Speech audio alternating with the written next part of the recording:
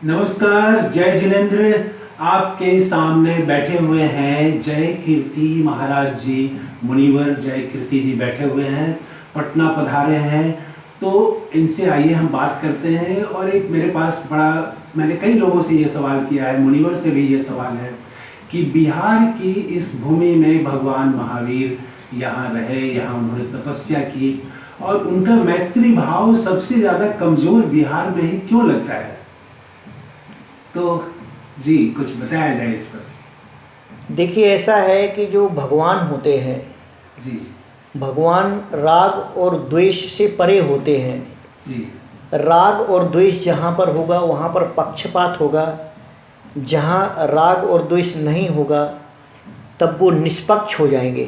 जी निष्पक्ष का मतलब होता है निस्वार्थ हो जाना, जी किसी का पक्षपात नहीं करना, किसी के प्रति आसक्ति नहीं होना, एक प्राणी मात्र के प्रति जी करुणा और दया का भाव हो जाना, जी यह निरपेक्षता, निष्पक्षता और निस्वार्थता का लक्षण है, यही स्वरूप है। जी। जहाँ हम आज बैठे हुए हैं पटना में, ये वो जगह है जहाँ भगवान महावीर और बुद्ध बार बार आए। ये उनका प्रमुख रास्ता शायद रहा होगा वैशाली और उत्तर बिहार के नेपाल तक जाने और आने का।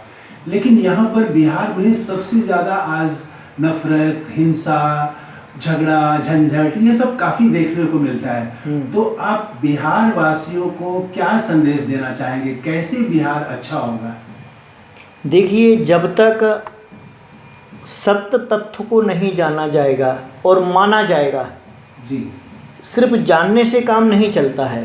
जी सत्य और तथ्य को जान करके मानना पड़ता है, तब जा कर के मानव के जीवन में विकास होता है।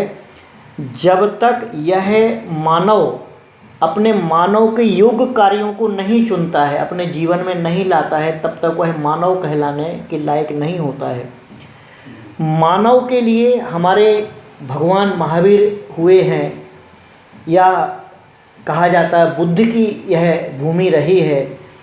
तो उन्होंने जिन अहिंसा को बतलाया है, अहिंसा का मतलब होता है जीव मात्र को त्रास नहीं देना, दुख नहीं देना, कष्ट नहीं देना, मारना नहीं, मांसाहार नहीं करना। यह मूलभूत सिद्धांत है मनुष्य का। धर्म की जब भी शुरुआत होगी, जहाँ भी शुरुआत होगी, जो भी भगवान कहलाने के लायक है, जो भगवान हुए हैं, उनके जीवन का प्रथम सिद्धांत रहा जीवों के प्रति करुणा और दया। अगर करुणा और दया से रहित अगर कोई धर्म के नाम पर कुछ भी करता है या खाता पीता है, मांसाहार आदि करता है, उसे किसी भी कीमत पर कभी भी धार्मिक नहीं कहा जा सकता है।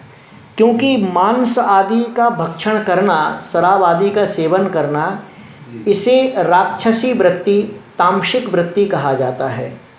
और मनुष्य जो होता है, मनुष्य की प्रकृति सात्विक होती है, उसे सात्विकता का निर्वाह करते हुए ही धार्मिकता तो बहुत बाद में आती है, नैतिकता और सभ्यता भी सात्विकता और अहिंसा, दया, करुणा से आती है। तो हमें अहिंसा, दया, करुणा को स्वीकार करना होगा। इसके अलावा मनुष्यता को बचाने का दूसरा कोई उपाय नहीं है, यही भगवान का सिद्धांत है। मुनिवर, एक चीज़ मैं देखता हूँ कि ये जो प्रेम है, अहिंसा है, ये भी आजकल बढ़ गया है।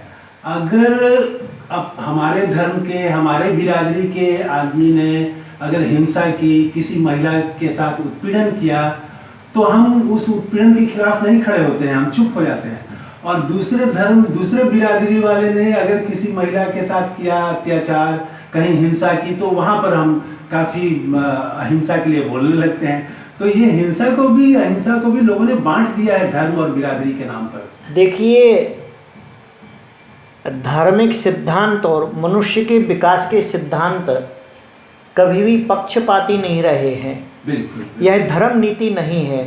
जी। धर्म नीति को छोड़ करके जो ग्रुप, समूह या संप्रदाय के लिए काम किया जाता है, वह धर्म नीति नहीं होती, वह राजनीति कहलाती है। राजनीति। और राजनीति भी जो होती है, अगर धर्म के साथ में है तो राजनीति, धर्म को छोड़ करके अगर कोई यह कहता है कि मैं राजनीति कर रहा हूँ, वह राजनीति भी नहीं कर रहा, धर्म नीति भी नहीं कर रहा, वह कुटिल नीति पर चल रहा है। कूटनीति पर चल और रहा है। कुटिल नीति जो होती है वह सभी के लिए, खुद जो कर रहा है उसके साथ में जो लोग उससे जुड़े हैं, वो जो संप्रदाय उससे जुड़े हैं, वे सब नष्ट और भ्रष्ट होने वाले हैं, उनका कोई अस्तित्व नहीं होता है। बहुत बड़ी बात आपने कही कि ये कूटनीति किसी के भला के लिए नहीं है। तो अब इस वीडियो का समय समाप्त हो रहा है। गुरुवर को प्रणाम। फिर अगले वीडियो में किसी नए विषय पर बातचीत करते हुए मिलेंगे। तब तक के लिए जय जय।